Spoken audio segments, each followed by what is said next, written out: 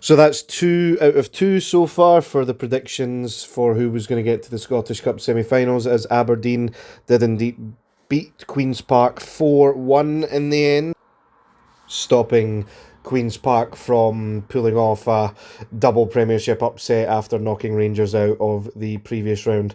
Of course, and Aberdeen returned to Hampden Park for at least one other semi-final, of course, losing 6-0 to Celtic in the Scottish League Cup semi-final earlier in the season. They'll be hoping to not have a repeat of that this time around at Hampden Park. So Aberdeen and Hearts are the first 2 teams through to the Scottish Cup semi-finals. We'll find out over the rest of the weekend which other 2 teams will join them. But in terms of the game itself, cagey opening, I felt. Aberdeen were, of course, in control in terms of possession, but QueenSpark did generate 1 or 2 chances. Nothing too clear cut, but they did send some balls forward and into the box until a goal from Kevin Nisbet, a nice header from a set piece situation to get the scoring underway, and from there on for the remainder of the first half it was pretty much all Aberdeen from that point.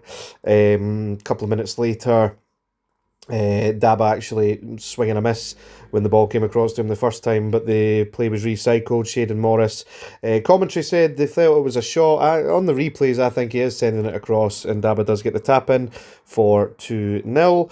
And then just before half time, Graham Shinney with a nice strike, although Callum Ferry might feel as though he should have done better with the effort and potentially saved it, but it does finish 3-0 at half time.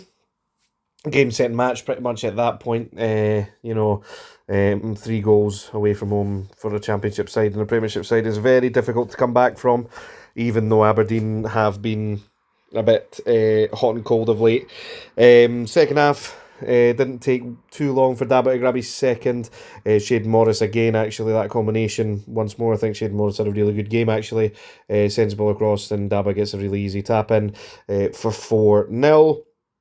There was a period in the game where QueenSpark did get themselves a little bit in the ascendancy, but at 4-0 it's too late. They do score, of course, little scrappy set-piece situation. Zach Rudden puts the ball into the back of the net, and there was a little bit of a flurry of opportunities for QueenSpark after that situation.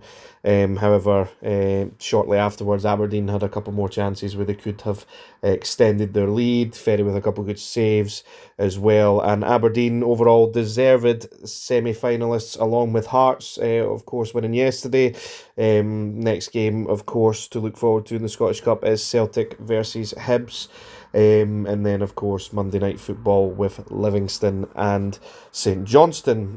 But Aberdeen will be feeling good about themselves after getting a win over QueenSpark, of course, the team that knocked Rangers out in the previous round. Obviously, we love to mention that as many times as possible. Even BBC Scotland done it themselves before the game kicked off, doing a whole segment on doing a little joke about Rangers getting knocked out in the previous round. But it was one step too far for QueenSpark in the end, and Aberdeen run out deserved winners. Thank you to all the new subscribers, of course, and those who have liked the videos.